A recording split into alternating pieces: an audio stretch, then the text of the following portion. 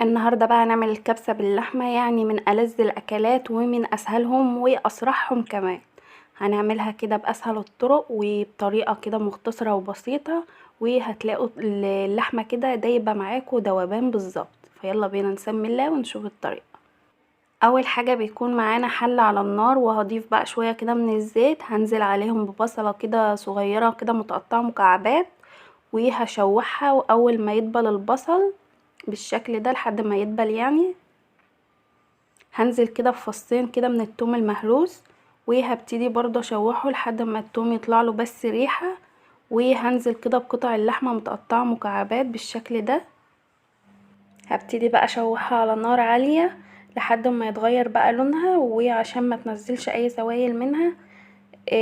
بمجرد ما الاقي البصل كده اتكرمل معانا واللحمه غيرت من لونها، هضيف بقى قرن كده فلفل اخضر متقطع مكعبات، وشويه كده من صلصه الطماطم، ومعلقه من الصلصه الجاهزه، ومعلقه كده من بهارات الكبسه، وحبهان، ومعلقه صغيره كده من الفلفل الاسمر. هضيف بقى البهارات الصحيحه، ورق لورا وقرفه واللومي، وهبتدي بقى اشوحهم كده مع بعض بالشكل ده.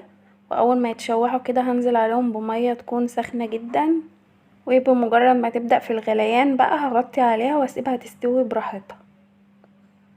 بعد ما استوت كده ضفت بقى معلقه كده كبيره من الملح، وابتدي اظبط بقى الملح. وهنا بقى هنزل كده بالرز بالشكل ده، وهديله بس تقلبتين كده. طبعا الميه بتكون مظبوطه على قده، طبعا انا بكون نقع الرز قبلها بشويه، ده رز بسمتي، وهغطيه لحد ما يستوي. بعد ما استوى هنا جبت ورقه قصدير بقى وحطيتها في النص، ولعت بقى قطعه كده من الفحم، وهضيف عليها شويه كده من الزيت عشان يدي ريحه الفحم، وهغطيها. بعدين بقى جبت الطبق التقديم، وهنبتدي بقى نغرف فيه الرز بالشكل ده. قد ايه طعمه جميل. فلو انتوا وصلتم لحد هنا متنسوش بقى اللايك. وهبتدي بقى اضيف عليه بقى فول سوداني بالشكل ده، وشوية كده من الخضار. وقد ايه الاكله بقى دي سريعه وما بتاخدش مننا وقت ولا مجهود، وبصراحه جميله جدا، وفي حله كله في حله واحده. فبتمنى تعجبكم. ما تنسونيش بقى في اللايك والشير، وان شاء الله اشوفكم في فيديو جديد على خير. دمتم في رعايه الله.